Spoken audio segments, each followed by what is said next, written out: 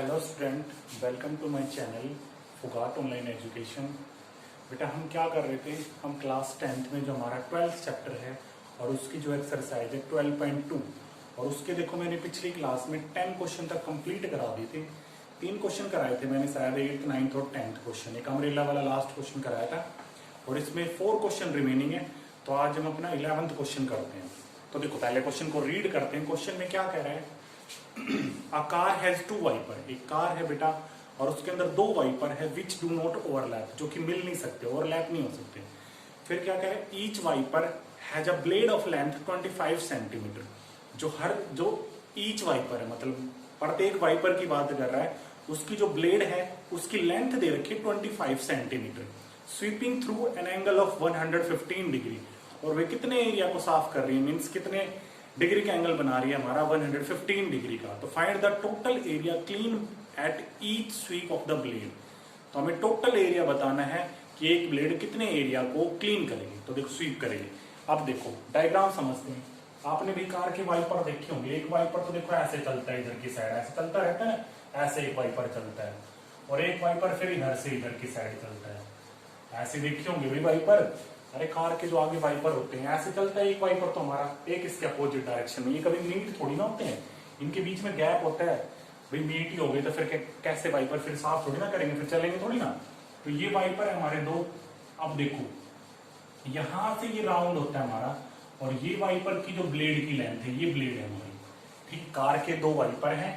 ये तो जो है यहां से यहां तक ये ब्लेड लेंथ है। ब्लेड समझते हो, जैसे जिस भी चीज का बन रहा है, हमारा प्लास्टिक का बन रहा है तो उसकी लेंथ दे रखी है। ये भी ब्लेड की लेंथ है यहां से यहां तक की। ऐसे इस वाइपर में भी भाई ये ब्लेड लेंथ है, ये ब्लेड लेंथ है। और देखो ये जहां से ये सर्कल की फॉर्म का आर्क बन रही है जो हमारी, और एंगल कितने डिग्री का बन रहा है, यहाँ एंगल कितने डिग्री का बन रहा है, 115 डिग्री का। इसमें भी 115 डिग्री का बन रहा है हमारा एंगल। और ब्लेड की लेंथ भी दे रखी है, देखो उसने क्वेश्चन में 25 सेंटीमीटर। तो ये 25 है तो भाई ये भी 25 है, ब्लेड की लेंथ है। ये 25 सेंटीमीटर है तो ये भी 25 सेंटीमीटर है। समझ गई बात को, डायग्राम समझ आ रहा है भाई। 2 वाइपर, जैसे अब मैं चलो इस एग्जांपल, जैसे ये हमारी बुक, ये ऐसे एक वाइपर इधर की तरफ ऐसे काम कर रही है, ये बुक है, ये भी इधर की तरफ ऐसे वाइपर। गाड़ी का वाइपर भी दुनिया भर के किसी भी व्हीकल का वाइपर सोच लो ना, जो जिससे शीशे वगैरह साफ होते हैं। तो एक वाइपर इधर चल रहा है, एक वाइपर इधर चल रहा है, साफ ही तो करते हैं। एंगल दे रखा है हमारा 115 डिग्री का, ब्लेड की लेंथ भी दे रखी है। तो अब कर लो क्वेश्चन में, उसने पूछा कितने एरिया को ये क्या करेगा, स्वीप करेगा। तो पहले लिख लो सारी चीजें। क्वेश्चन नंबर 11 है हमारा, ब्लेड लेंथ। ब्लेड की लेंथ दे रखी है उसने क्वेश्चन में, कितनी दे रखी है ब्लेड की लेंथ भाई, 25 सेंटीमीटर। और क्या दे रखा है, एंगल दे रखा है उसने हमारे पास भाई, कितना दे रखा है 115। तो आप लिखोगे एरिया। तो क्वेश्चन पढ़ लेते हैं क्या पूछा उसने, एरिया ही तो निकालना पूछा है। देखो क्या पूछा, एरिया क्लीन। लिख लो area clean by each blade. जितना एरिया ये साफ करेगी उतना एरिया यही साफ करेगी। तो हमें यही तो पार्ट निकालना है, हमें यही तो एरिया निकालना है। तो ये एरिया आप निकाल लो, क्या बन रहा है, सेक्टर बन रहा है भाई। दोनों चीजें इक्वल है हमारी, ये भी रेडियस 25 सेंटीमीटर और एंगल दे रखा है हमारा, तो सेक्टर बन रहा है। सेक्टर का एरिया लगा दो, theta upon 360 pi r square. Theta दे रखा है 115 अपॉन 360। पाई की वैल्यू क्वेश्चन में नहीं दे रखी तो 22/7। आर कितना है 25 इंटू 25। सोल्व कर लेते हैं भाई। देखो इसको काट लो, 5 से कट जाएगा, 5 2 जा 10 बचा 1, 5 3 जा 15, 5 7 जा 35 और 5 2 जा 10। अब नहीं कटेगा, 2 से काट लेते हैं, 2 3 जा 6, 2 6 जा 32 और यहाँ पे 11। अब ये किसी से नहीं जाएगा तो मल्टीप्लाई कर लो भाई, इसमें थोड़ी सी कैलकुलेशन और कुछ नहीं है। आंसर हमारा सेंटीमीटर स्क्वायर में आ जाएगा। 25 की 25 से करोगे 625, 625 की 11 से करोगे 6875। कर देता हूं मैं, 625 आया भाई 25 की 25 से, इसे 11 से कर लो 526 526 भाई। तो आ रहा जो मैं कह रहा था 5, यहाँ आ गया 7 6875। अब इसकी 23 से भी करनी है, 6875 की 23 से मल्टीप्लाई कर लो, 3 5 जा 15, 3 7 जा 21 और 122 2 कैरी गई 2, 3 8 जा 24 और 2 26 6 कैरी गई 2, 3 6 जा 18 और 2 20। और भाई 2 से कर लो, 2 5 जा 10, 2 7 जा 1 और 15, 2 8 जा 16 और 177 कैरी गई 1, 2 6 जा 12 और 113। तो ये आ गया 5 2 6 और 5 11 8 ये आ गया भाई हमारे पास 158125, 158125 अपॉन में 36 की कर लो, 7 से मल्टीप्लाई, 7 6 जा 42, 7 3 जा 21 और 4 कितना होगा 25 सेंटीमीटर स्क्वायर। तो इतना एरिया साफ करेगी एक वाइपर। तो वही निकालना था, आप इसको डेसिमल में बदल के कर लेना, इतना भी छोड़ सकते हो, डेसिमल में निकालो तो एग्जैक्ट आंसर रहेगा। तो ये हो गया हमारा 11th क्वेश्चन। सीधा सेक्टर का एरिया निकालना था, क्योंकि भाई ब्लेड और वाइपर कौन सा क्या बनाते हैं, हमारा सेक्टर ही तो बनाते हैं, और एंगल दे रखा था 115 डिग्री, ब्लेड की लेंथ दे रखी 25, तो सीधा सेक्टर का एरिया निकालो, आ जाएगा हमारा। 12th क्वेश्चन पे चलते हैं। देखो भाई 11th क्वेश्चन हो गया हमारा, बिल्कुल इजी सा क्वेश्चन है, कुछ नहीं सोचना, बस सीधा सा सेक्टर का एरिया निकाला हमने और 11th question complete. 12th question पे आ जाओ। देखो पढ़ते हैं 12th क्वेश्चन को। क्या करें, टू वार्न शिप, मतलब जहाज जो होती हैं उनको चेतावनी देने के लिए, फॉर अंडर वाटर रोक, की पानी में चट्टाने तो नहीं है, a lighthouse spread a red colour light over a sector. एक लाइट हाउस है, उसकी लाइट हमारी रेड कलर की लाइट है, वो स्प्रेड हो रही है, मतलब फैल रही है, एक सेक्टर बना रही है, जिसका एंगल कितने डिग्री का है भाई हमारा 80 डिग्री का एंगल है। फिर क्या कह रहा है, to a distance of 16.5 kilometre, और जो उसकी जो हमारी लाइट है वो कितनी दूर तक जा रही है 16.5 किलोमीटर तक। तो find the area of the sea over which the ships are warn.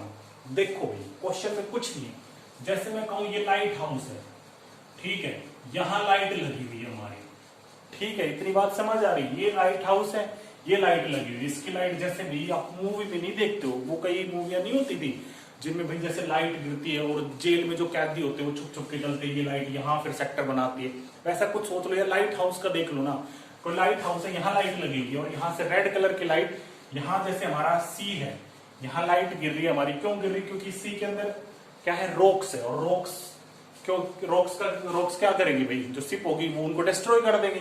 तो उनको डिस्ट्रॉय होने से बचाने के लिए, मतलब जहाज को चट्टानों से बचाने के लिए यहाँ लाइट हाउस है, और लाइट हाउस से लाइट गिर रही है हमारी, और एक सेक्टर बन रहा है, सेक्टर के फॉर्म में बन रहा है हमारा, ये ऐसे सेक्टर बना हुआ है, ठीक है, ये सेक्टर बना हुआ हमारा, यहां से लाइट सेक्टर की फॉर्म में गिर रही है, ऐसे हमारी ये दे रखा है, कितनी दूर तक ये लाइट जा रही है हमारी, ये लाइट कितनी दूर तक जा रही है, इसने दिया भी हुआ हमारे पास 16.5 किलोमीटर तक, ये भी 16.5 किलोमीटर है, और एंगल कितने डिग्री का बना रही है भाई हमारी 80 डिग्री का।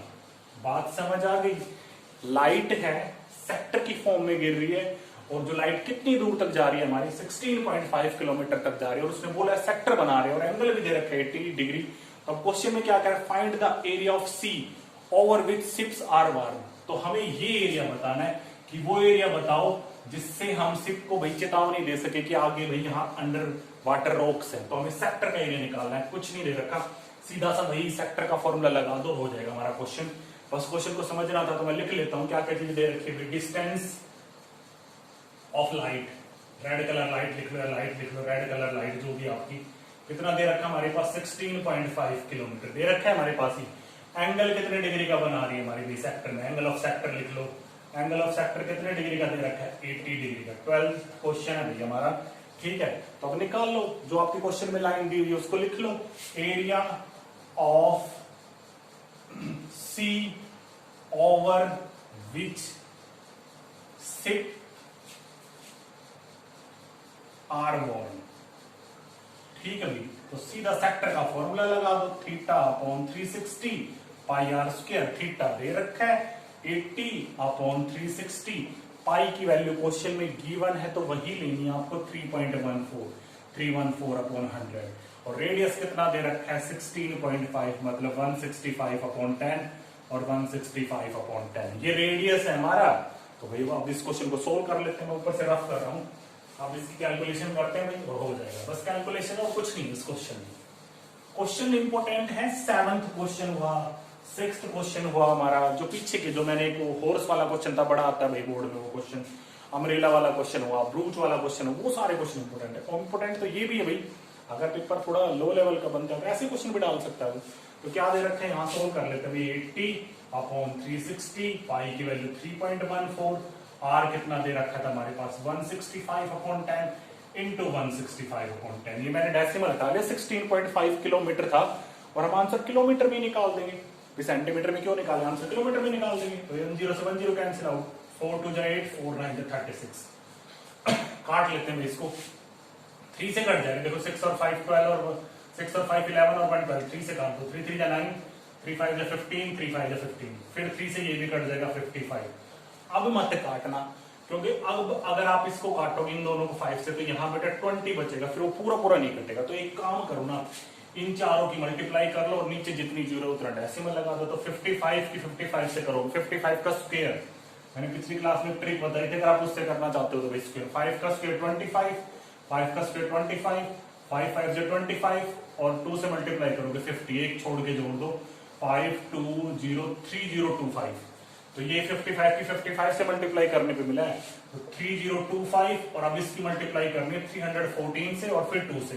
तो एक काम करो, 314 की 2 से कर लो ना, कितना हो गया 826, डायरेक्ट इनकी मल्टीप्लाई कर दो, 8 5 जा 40, 0 कैरी गई 4, 8 2 जा 16 और 4 20, 0 कैरी गई 2, 8 3 जा 24, 2 5 जा 10, 2 2 जा 4 और 1 5, 0 2 3 जा 6, अब 6 से कर लेते हैं, 6 5 जा 30, 0 कैरी गई 3, 6 2 जा 12, 15, 1 6 3 जा 18।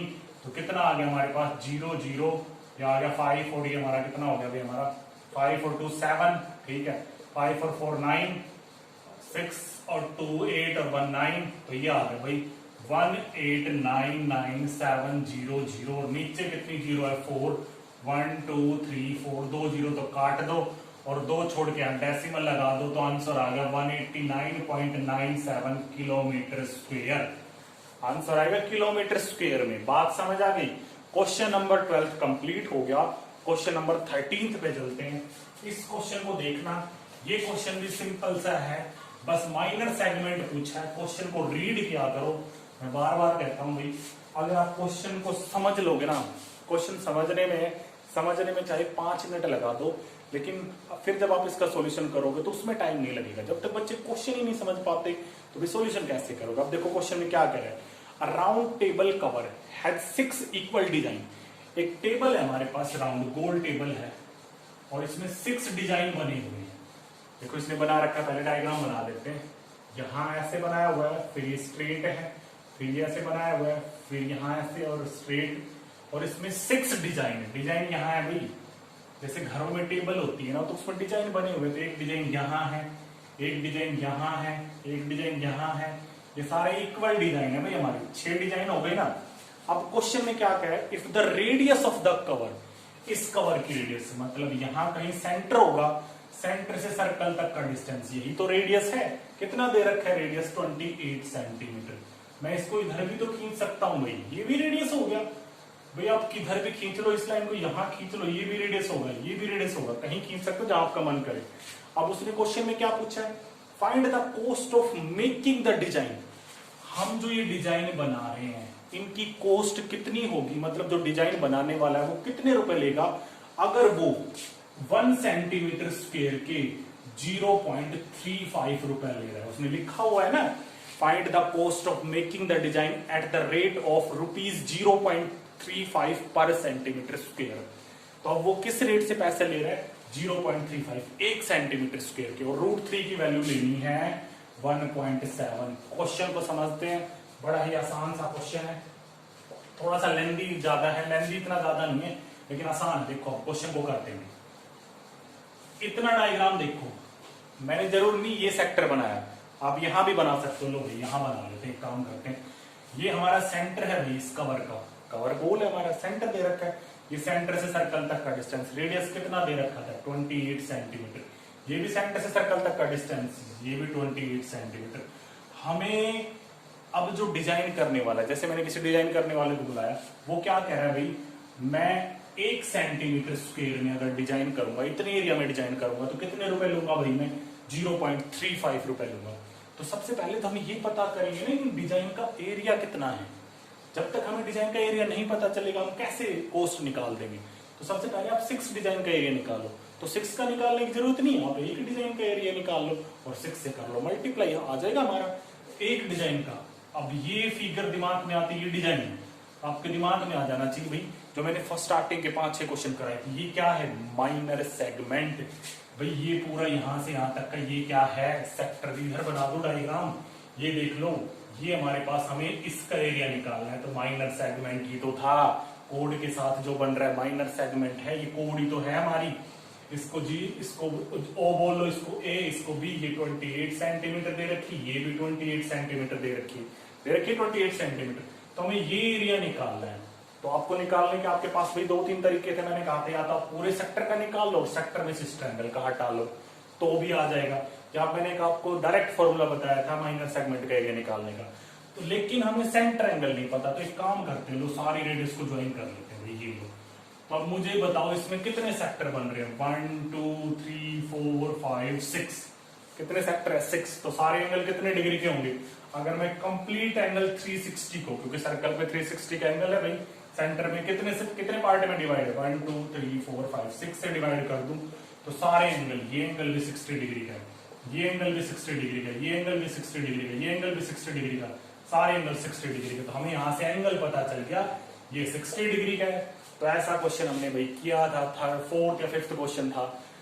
2 तरीके बता रहा हूं, या तो आप डायरेक्ट माइनर सेगमेंट का एरिया निकाल लो। कौन से फॉर्मूले से? R square pi theta upon 360 minus sine theta upon 2 और कोस थीटा अपॉन 2। डायरेक्ट ये फॉर्मूला रख दो तो भी आंसर आ जाएगा।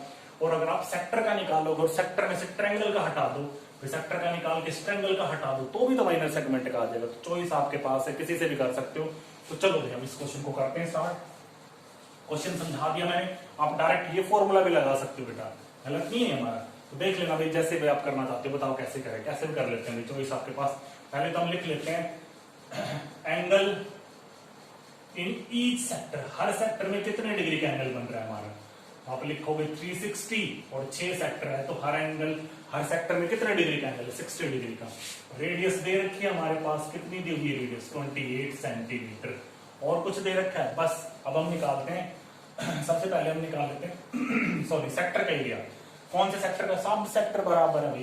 पहले मैं इस यहाँ इस पॉइंट को नाम मान लेता हूँ O, यहाँ A, यहाँ B। मैं इस पूरे सेक्टर का, इस पूरे का जिसको मैं डार्क कर रहा हूँ, देखो यहाँ ऐसे इस पूरे का एरिया निकाल रहा हूँ। यहाँ O है, यहाँ A है, यहाँ B, इस पूरे का निकाल रहा हूँ। और फिर उसमें से मैं इस ट्रायंगल का हटा दूंगा। तो मैं सेक्टर का एरिया निकाल रहा हूँ। एरिया ऑफ सेक्टर, क्या नाम है सेक्टर का? OAB। तो सेक्टर का एरिया क्या होता है? Theta upon 360 pi r square. Theta कितना है? 60 अपॉन 360। पाई दे रखा है भाई? नहीं दे रखा तो 22 अपॉन 7 ही लेना पड़ेगा। पाई नहीं दे रखा तो 22 अपॉन 7 लो। आर कितना है? 28 इंटू 28। रेडियस 28 ही है ना?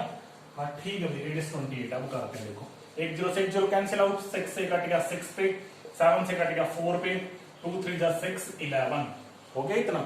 अब कर लो भाई इसको, 11 4 जा 44, 44 की कर लो 28 से मल्टीप्लाई, 44 की कर लो 28 से, नहीं कट रहा ना? हाँ मल्टीप्लाई कर लो। 8 4 जा 32, 2 कैरी गई 3, 8 4 जा 32 और 3 35, 2 4 जा 8, 2 4 जा 8, ये आ गया 2, 8 और 5 13, 8 और 3 11 और 1 12, तो ये आ गया 1 2 3 2 अपॉन 3। वो चेक कर लेते, क्रॉस चेक, 0 से 0 6 आ गया, 2 3 जा 6 11, बिल्कुल ठीक है। 44 की कर ले हमने, 28 से मल्टीप्लाई, 2 4 8 4 जा कितना हो गया 32, 8 4 जा 32, ठीक है बिल्कुल भाई। हमारा ये कैलकुलेशन चेक कर लिया करो, क्योंकि जल्दबाजी में कैलकुलेशन गलत हो जाती है। तो ये आ गया हमारा सेंटीमीटर स्क्वायर, ये पूरे सेक्टर का एरिया आ गया।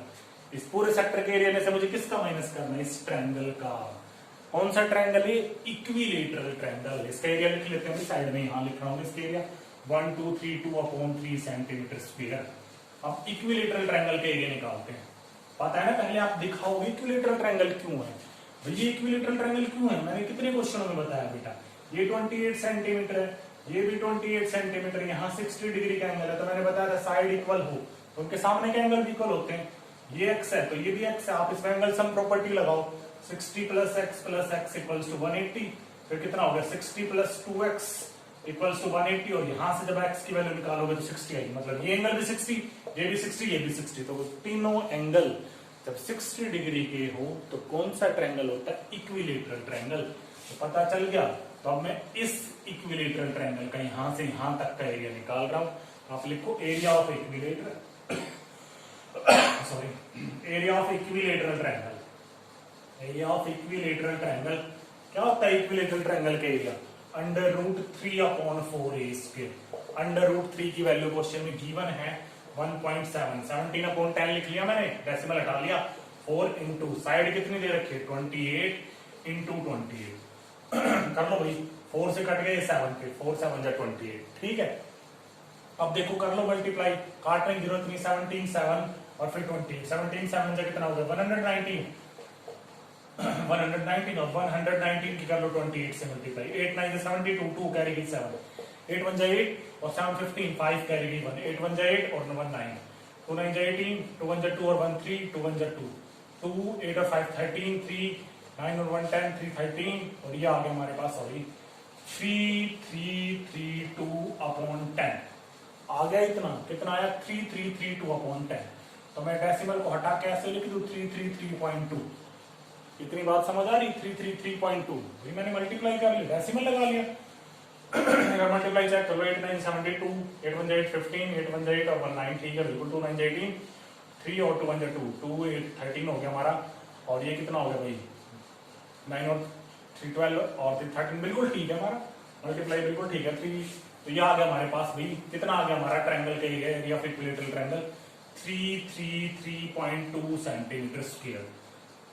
और सेक्टर का कितना आया था हमारा भाई, ये सेक्टर का हमारा कितना है हमारा, तो हम इसका निकाल लेते हैं। पहले लिखोगे आप एरिया ऑफ वन डिजाइन, एक डिजाइन का निकालोगे तो कितना एरिया था 1232 अपॉन 3, ये पूरे सेक्टर का था, इसमें से इसको माइनस कर लो 3332 अपॉन 10। सोल्व कर लेते हैं 1232 अपॉन 3 माइनस 3332 अपॉन 10, एलसीएम ले लो 30, ये आ गया 12320 माइनस यहाँ कितना आ गया 3 से मल्टीप्लाई हो जाएगा 10 3 जा 30, 3 2 जा 6, 3 3 जा 9, 3 3 जा 9, 3 3 जा 9, सब्ट्रैक्ट कर लो 12320 में से कितना सब्ट्रैक्ट करना है 999 10 में से 6 गया 4, 11 में से 9 गया 2, 12 में से 9 गया 3, 11 में से 9 गया 2, तो कितना आ गया हमारे पास 2324 अपॉन 30। ये एक सेक्टर का एरिया आ गया भाई, एक डिजाइन का एरिया, सेक्टर नहीं सॉरी डिजाइन, एक डिजाइन का एरिया आ गया। अब कितनी डिजाइन है 6 डिजाइन, तो मैं यहां लिख रहा हूं एक डिजाइन का कितना एरिया है बेटा हमारा, एक डिजाइन का एरिया है हमारे पास 2324 अपॉन 30। अब ये एक डिजाइन का एरिया है और उसने एक डिजाइन की कॉस्ट थोड़ी ना पूछी थी, उसने तो 6 डिजाइन की पूछी थी। तो हम लिखेंगे एरिया ऑफ 6 डिजाइन और सारे इक्वल है भाई, इसको कर लो 6 से मल्टीप्लाई 2324 अपॉन 30 इंटू 6, 6 से कट जाएगा 5 पे, तो 2324 अपॉन 5 सेंटीमीटर स्क्वायर, ये 6 डिजाइन का एरिया आ गया। अब भाई कर लो, अब उसने कॉस्ट क्या दे रखी थी, आप लिखोगे cost of making one design या कॉस्ट ऑफ मेकिंग, ऐसे लिख लो, एक सीधी सी लैंग्वेज बता देता हूं। उसने कॉस्ट क्या दे रखी है, वो 1 सेंटीमीटर स्क्वायर के 0.35 रुपए ले रहा है।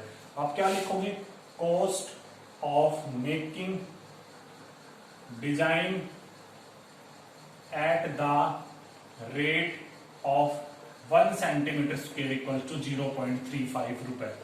1 सेंटीमीटर स्क्वायर के इतने रुपए ले रहा है, तो इतने के ज्यादा लेगा तो आप मल्टीप्लाई कर दो, यहां लिख लेना total cost of making 6 design, लिख लोगे ना लैंग्वेज 6 डिजाइन, 10th क्लास में होगी लैंग्वेज तो लिख लोगे ना total cost of making 6 design, इसकी मल्टीप्लाई से कर दो। तो यहां मैं मल्टीप्लाई कर रहा हूं, कितना था हमारे पास 2324 अपॉन 5 इंटू 0.35 था, तो मैं इसको बेटा 35 अपॉन 100 लिख रहा हूँ। 5 से काट लो 7 पे, अब मत काटना, कभी 2 से काटने लग जाओ फिर डिवाइड में अटकोगे, तो इससे अच्छा इनकी मल्टीप्लाई कर दो, डेसिमल लगा दो। 2324 की मल्टीप्लाई 7 से करते हैं, 7 4 जा 28, 7 2 जा 14 और 16, 6 कैरी गई 1, 7 3 जा 21 और 1 22, 2 कैरी गई 2, 7 2 जा 14 और 2 16, तो ये आ गया 16268 अपॉन 100 और डेसिमल लगाऊं तो ये आ गया भाई 162.68, मतलब वो 6 डिजाइन बनाएगा तो कितने रुपए लेगा 162.68।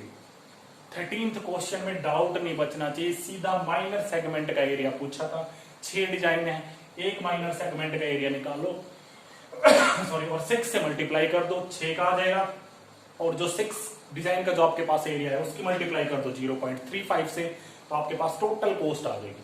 तो ये क्वेश्चन हो गया भाई 13। लास्ट क्वेश्चन बचता है क्वेश्चन नंबर 14। आ जाओ भाई, ऑप्शनल टाइप क्वेश्चन है, 12.2 को आज हमने खत्म कर लिया है, बस लास्ट क्वेश्चन बचा है। क्वेश्चन में देखो क्या कह रहे हैं, सीधा सा क्वेश्चन है, टिक द करेक्ट आंसर। उसने टिक ऑप्शन दे रखे हैं और हमें करेक्ट करना है। एरिया ऑफ सेक्टर, हमें सेक्टर का एरिया निकालना है भाई, 14th क्वेश्चन है, सेक्टर का एरिया निकालना है, एरिया ऑफ सेक्टर। क्या दे रखा है हमारे पास, एंगल दे रखा है पी, एंगल दे रखा है पी, और क्या दे रखा है, रेडियस दे रखी कैपिटल आर। लो भाई सेक्टर का एरिया क्या होता है हमारे पास, theta upon 360 pi r square. भाई हमारे पास सेक्टर का एरिया क्या होता है, theta upon 360 pi r square. अब देखो उसने जो आंसर है ना पाई में छोटा हुआ है, थीटा कितना दे रखा है, पी अपॉन 360 पाई, ठीक है, आर रेडियस उसने कैपिटल दे रखी, तो कैपिटल आर स्क्वायर। इतनी बात समझ आ गई। अब ये ऑप्शन में चेक करते हैं, पी अपॉन 360, देखो फर्स्ट में तो पी अपॉन 180 लिखा हुआ है, ये ऑप्शन में है ही नहीं। अब आप कहोगे सर फिर क्या आंसर करें, अब ऑप्शन को पिक करते हैं। देखो अब ध्यान से देखना, ध्यान से देखना भैया, ये ऑप्शन में नहीं दे रखा तो फिर बच्चे कंफ्यूज हो जाएंगे, सर सेक्टर का एरिया निकाला, ये तो है ही नहीं। अगर मैं न्यूमरेटर को 2 से मल्टीप्लाई कर लूं, डिनोमिनेटर को 2 से मल्टीप्लाई करूं, कोई फर्क पड़ेगा, नहीं पड़ेगा। न्यूमरेटर में क्या बन जाएगा, p into 2 pi r square upon 360 की 2 से करोगे तो 720। क्या ये है ऑप्शन में, बिल्कुल है। ऑप्शन नंबर डी हमारा बिल्कुल करेक्ट है। फर्स्ट तो भाई कभी हो ही नहीं सकता, फर्स्ट में क्या बोला है उसने, p अपॉन 180 2 पाई आर, अरे खाली 2 पाई आर बोला है, रेडियस का तो बेटा स्क्वायर होता है सेक्टर के फॉर्मूले में। सेकंड में उसने ये बोला है p upon 180 pi r square, ये कैसे हो सकता है, चलो p एंगल है 180 कैसे आ गया, हम ऐसा थोड़ी ना खुद की मर्जी है कि हम ऊपर ऊपर 2 से मल्टीप्लाई कर ले।